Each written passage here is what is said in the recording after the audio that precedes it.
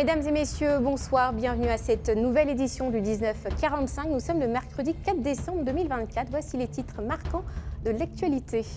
Immigration clandestine, la commune d'Abobo sensibilise. L'initiative vise à informer et éduquer les jeunes sur les dangers et les conséquences de l'immigration illégale. Les détails à suivre dans un instant.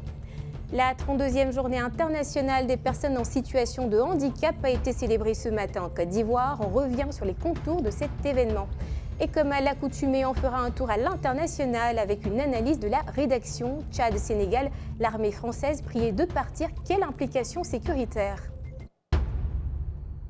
On l'annonçait en titre à l'instant, face à une jeunesse de plus en plus attirée par l'immigration clandestine, les autorités traditionnelles et municipales de la commune d'Abobo ont décidé de mener une campagne de sensibilisation pour informer ces jeunes des dangers associés à ce voyage périlleux, que ce soit à travers la Méditerranée ou le désert. C'était ce matin et le message était bien clair, il faut prioriser la voie légale. Tchelina Lebonsoro et Karel Dablé. Chaque année, des millions d'Ivoiriens s'engagent dans des aventures parfois périlleuses. C'est le cas de Nabalkissa Sangaré, coiffeuse de profession à Abidjan. En 2016, elle a décidé de se rendre au Koweït, dans la péninsule arabique, avec l'espoir d'exercer son métier et d'améliorer les conditions de vie de ses proches. On m'a dit là-bas, tu peux tresser, tu peux avoir peut-être 300 000 par mois, 200 000 par mois ou 400 000 par mois, ça dépend. J'ai dit, mais si c'est ça, il n'y a pas de problème. Moi, je pars sans réfléchir. Arrivée au Koweït, Nabalkissa Sangaré y a passé près de 5 ans, durant lesquels elle a subi souffrance, maltraitance et détention, loin de l'image idéale qui lui avait été présentée. En 2022, elle est retournée à Abidjan, se retrouvant face au regard de ses proches. Malgré ces épreuves, elle n'a pas abandonné son rêve de repartir. Quand mes parents ont vu que ça n'allait pas, ils ont décidé de chercher une maison en Autriche pour qu'on aménage là-bas. Avec ce que j'ai vu, j'avais décidé de ne plus voyager. Je voulais m'installer au pays, voir ce que je peux faire. Mais quand je vois ma situation, ça ne va pas. Inquiète par ce phénomène qui affecte la jeunesse de la commune, la maire d'Abobo, en collaboration avec les autorités coutumières, a lancé une campagne de sensibilisation pour encourager les jeunes à privilégier les voies légales pour leurs projets de voyage. Pour offrir aux jeunes une alternative légale afin de réaliser leurs aspirations de voyage, une structure de voyage de la place, soutenue par la mairie d'Abobo, propose des alternatives avec pour ambition de réduire le nombre tragique de décès sur la mer et dans le désert. Ici, en Côte d'Ivoire, dans la sous-région, c'est le pays où chacun cherche à venir ici et vous voulez quitter pour aller. Qu'est-ce que vous ne pouvez pas avoir en Côte d'Ivoire ici que vous allez chercher ailleurs? Alors que d'autres pays de la sous-région, quand ils viennent en Côte d'Ivoire, ils se disent qu'ils sont à Paris. Mais si vous refusez cela, vous allez économiser 2 millions, 3 millions, 5 millions. Et l'argent finit en route, c'est votre cadavre qu'ils annoncent à vos parents. Il y a nos jeunes frères qui disparaissent dans la Méditerranée, d'autres qui passent par le désert. Donc c'est sans doute pour cette raison qu'aujourd'hui Horizon a pris l'initiative de sensibiliser ces mêmes jeunes pour ne pas qu'ils empruntent ces chemins. D'après 2120 entretiens menés par l'Organisation internationale pour les migrations OIM, entre janvier 2022 et juin 2023, le pourcentage de migrants ivoiriens utilisant la voie aérienne pour quitter la Côte d'Ivoire a presque doublé. En effet, ce taux est passé de 28% entre 2017 et 2020 à 56% entre 2022 et 2023. Hier, 3 décembre 2024, la Côte d'Ivoire, à l'instar de la communauté internationale, célébrait la 32e journée internationale des personnes en situation de handicap. Depuis 1992, cette journée symbolise une avancée significative dans la reconnaissance des droits de cette frange de la population, avec pour objectif de promouvoir leur inclusion dans tous les aspects de la vie sociale, économique et politique. Cette année encore, c'est à Yopougon que le ministre de l'Emploi et de la Protection sociale a décidé de célébrer ces personnes. Francis Kofi et Karel Dablé. Ce matin, à la place Fégayo de Yopougon, des personnes en situation de handicap venues de toutes les régions de la Côte d'Ivoire se sont réunies pour célébrer leur journée internationale. Le président des personnes en situation de handicap de Côte d'Ivoire a formulé des demandes cruciales pour le bien-être de cette frange de la population. Il a mis en avant la nécessité d'améliorer l'accès aux soins de santé, à l'éducation et à l'emploi. Les attentes des personnes handicapées incluent notamment l'institutionnalisation des référents handicap dans toutes les institutions nationales, de façon plus simple, il serait souhaitable que chaque ministre du gouvernement, chaque institution de ce pays puisse avoir en son sein un point focal chargé des questions de handicapés. Nous demandons le relèvement, monsieur le ministre, de la subvention annuelle aux organisations de personnes handicapées à seulement 500 millions de francs CFA pour répondre aux défis croissants. L'événement, empreint d'émotion et de signification profonde, a été orchestré par le ministère de l'Emploi et de la Protection sociale. Le thème de cette année, amplifier le leadership des personnes handicapées pour un avenir inclusif et durable, a résonné tout au long des discours et des activités. Le ministre Adama Kamara a souligné son engagement à collaborer étroitement avec les associations et les parties prenantes afin de mettre en œuvre des mesures concrètes visant à améliorer la qualité de vie des personnes handicapées en Côte d'Ivoire. Ces dernières années, notre pays a fait des pas considérables et le bilan est largement positif, bien que des efforts demeurent à faire pour aller encore plus loin et toujours plus loin. La création du Fonds pour l'insertion professionnelle des personnes en situation de handicap. Le recrutement encore de 200 personnes en 2024 qui porterait ainsi le nombre de personnes en situation de handicap recrutées à la fonction publique à 2307.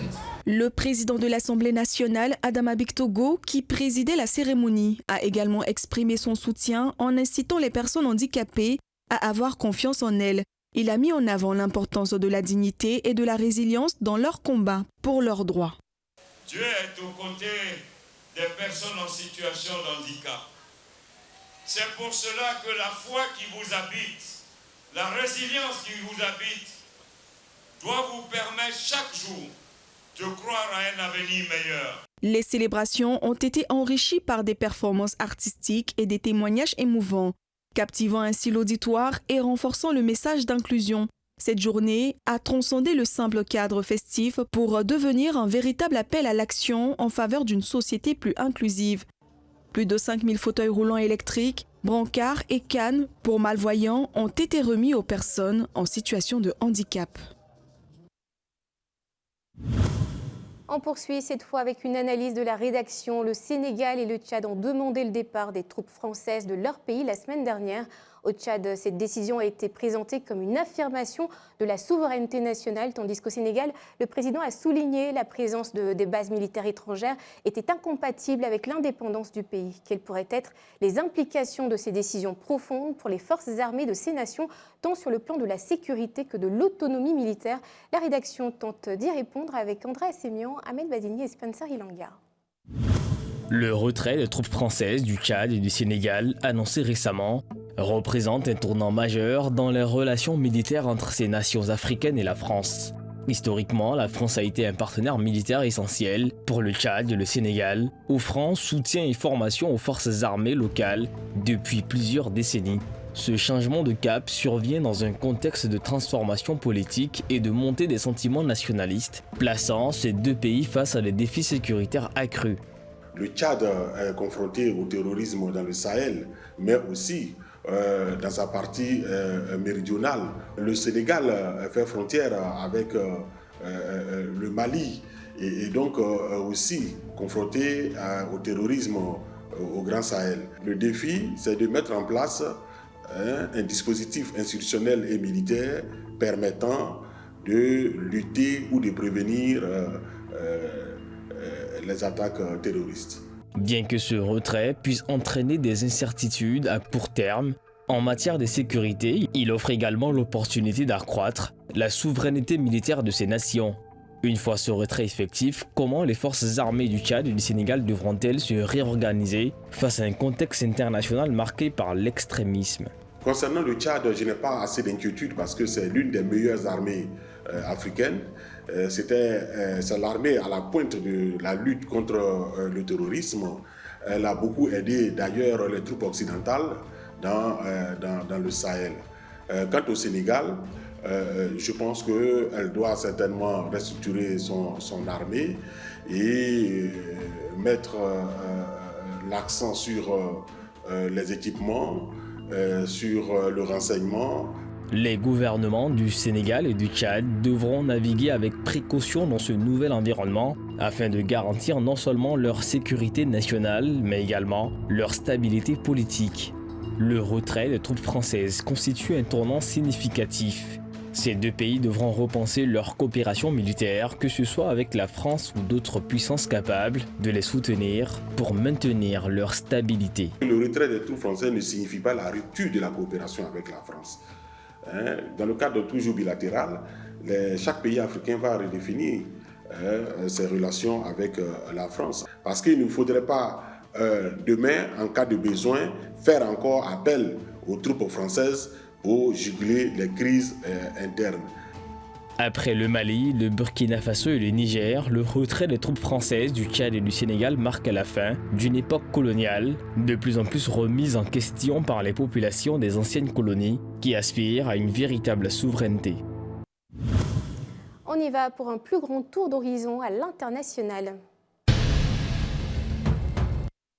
Santé, conflits et avancées historiques, l'Afrique fait face à des défis majeurs tout en marquant des jalons significatifs entre une épidémie meurtrière en République démocratique du Congo, une crise humanitaire liée à la guerre au Soudan, l'élection inédite d'une femme à la présidentielle en Namibie et en Europe. Le gouvernement français est sur le point de tomber. Regard sur le monde ce soir avec Spencer Ilanga. La République démocratique du Congo est en état d'alerte face à une maladie aux symptômes grippaux, ayant entraîné entre 67 et 143 décès en l'espace de 2 semaines dans la zone de santé de Panzi, située au sud-ouest du pays. Entre le 10 et le 25 novembre, les autorités locales ont signalé des cas présentant des symptômes tels que des fièvres, toux, maux de tête et anémie. Pour identifier cette maladie, une équipe d'experts en épidémiologie est attendue, selon le gouverneur adjoint Rémi Saki. Dans ce contexte de crise, le ministère provincial de la Santé, Apollinaire Yumba, appelle la population à éviter tout contact avec les corps des défunts et demande une aide urgente aux partenaires nationaux et internationaux. L'Organisation mondiale de la santé OMS collabore étroitement avec les autorités congolaises pour faire face à cette menace sanitaire alors que le pays est déjà confronté à une épidémie de Mpox ayant causé plus de 1000 morts. Au Tchad, une crise humanitaire majeure se développe avec 700 000 réfugiés soudanais ayant fui la guerre depuis avril 2023. Ces populations vivent dans des conditions précaires et dépendent entièrement de l'aide humanitaire, qui peine à répondre à leurs besoins fondamentaux. Dans un camp géré par Médecins sans frontières, 7 enfants sont morts de malnutrition entre mai et septembre 2024. Le conflit au Soudan opposant les forces de soutien rapide FSR à l'armée soudanaise s'intensifie notamment avec l'utilisation de drones tchèques assemblés à Abu Dhabi et opérés depuis la frontière tchadienne. Cette escalade a conduit le ministre soudanais de la Défense, Yassim Ibrahim Yassine, à accuser le Tchad et les Émirats arabes unis à interférer dans le conflit, ce qui pourrait exacerber l'instabilité régionale. Des avancées historiques se dessinent sur le continent, apportant une lueur d'espoir. En Namibie, Netumbo Nandi-Ndaitwah a été élue présidente, marquant une première dans l'histoire du pays. À 72 ans, cette figure emblématique de SWAPO, président au pouvoir depuis 1990, a remporté les élections avec 57% des voix, succédant à Ag Geingob.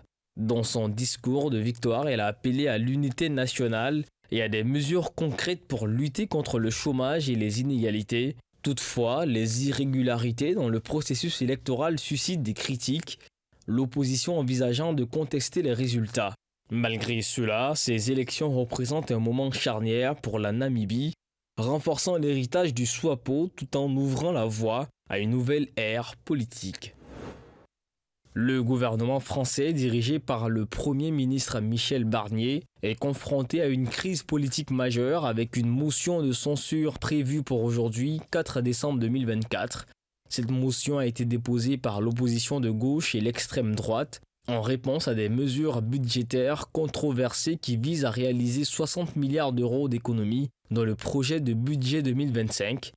Si la censure est adoptée, Emmanuel Macron devra nommer un nouveau Premier ministre. Toutefois, avec une nouvelle Assemblée nationale très polarisée et aucune majorité claire, cela pourrait entraîner une période d'incertitude politique prolongée. Barnier a appelé à un réflexe de responsabilité de la part des députés pour éviter un vote qui pourrait plonger le pays dans le chaos. Le président Macron, actuellement en voyage à l'étranger, a également exprimé son scepticisme quant à la possibilité d'une censure. La situation reste tendue alors que les députés se préparent à voter dans quelques heures. Cette édition est maintenant terminée. Merci de nous avoir choisis pour vous informer. L'actualité revient demain dès 12h45, puis je vous retrouverai à 19h45 pour l'essentiel de ce que vous devez savoir. Le Grand Talk continue. Excellente soirée sur Live TV. Bonsoir.